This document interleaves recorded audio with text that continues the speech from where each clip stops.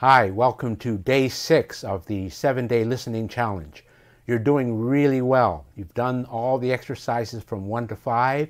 Maybe you've even tried the pure listening version 5 and done very well. Regardless, you're doing really well to stick with it. You're on day 6. The answer to day 5 is, and don't wear my clothes again. And don't wear my clothes again. Okay, so if you're here for the first time, you may want to subscribe to get all the future lessons and the updates if you ring that bell.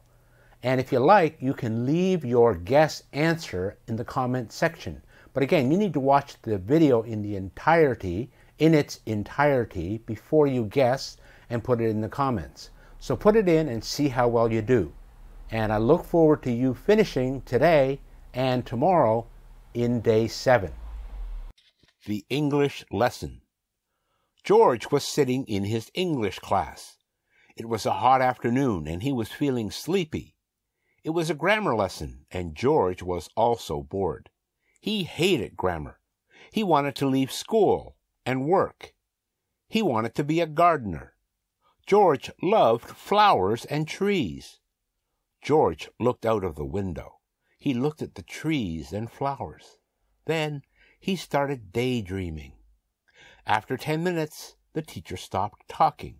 She asked the students to do a grammar exercise in their books. The students took out their exercise books and their pencils, and they started writing. The teacher looked at George. She saw that he wasn't writing, so she said, "Why aren't you writing, George?" George stopped dreaming and said, "What, miss?" "Wake up, George," the teacher said. "Why aren't you writing?" George thought for a moment and replied, "I ain't got no pencil." The teacher looked at George and said, "You ain't got no pencil? You mean I don't have a pencil?"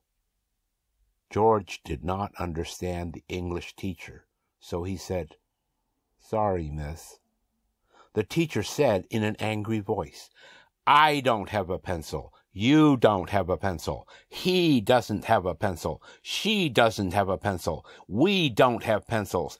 They don't have pencils. Now, George, do you understand?" George looked at the teacher for a moment, and then he said,